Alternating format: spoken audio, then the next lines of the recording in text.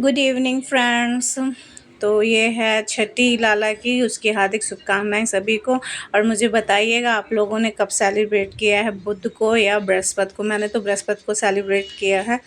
Actually में मैं सोच तो बुध को ही रही थी, लेकिन उनकी नज़रिया और ये सब जो सामान होता है वो मिला नहीं था, तो इसलिए मैंने थर्सडे को सेलिब्रेट कर लिया। और आप लोग कमेंट के थ्रू बताइएगा कैसे लगे हमारे लाला जी।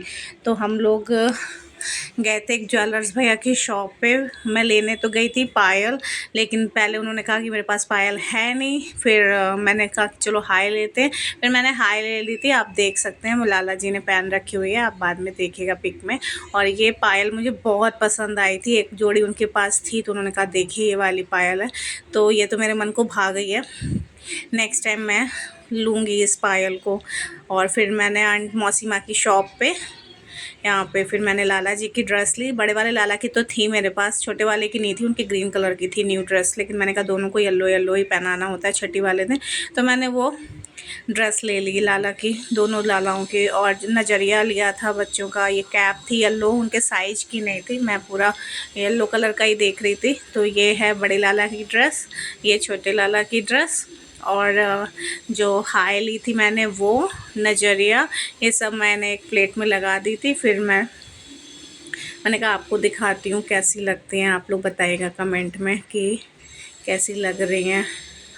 और ये देखिए हाई है, मैंने सोचा था इसको काले धागे में पिरोएंगे, लेकिन अंकल बोले हमारे पास तार नहीं है इस समय धागा। तो फिर मैं ये जो लेके आई थी कंधनी टाइप का ब्रेसलेट बोल सकते हैं इसको, तो एक मैंने हाई में यूज़ कर लिया। और ये जो इनकी पुरानी कंधनी थी तो वो मैंने हटा दी थी, मैंने नई वाली कंधनी इनको पहनाई। फिर ये कुछ ज़्यादा बड़ी हो जाती है, तो जब नहलाओ ना तो फिर लाला की ड्रेस गीली हो जाती है पहनने के बाद। फिर मैंने अभ्यंग पाउडर था उससे लाला जी को अच्छे से लगाया उनकी पूरे शरीर में। और फिर अच्छे से फिर उनको पानी से उनका स्नान किया। दोनों लालाओं को मैंने ऐसे ही नहलाया था। तो देखिए उनका मुख कैसे निखर के आ रहा है। तो बस मैंने अच्छे से उनको पूरा टॉवल से पोंछ दिया था लाला जी को। फिर मैंने बड़े लाला जी को पहले तैयार किया।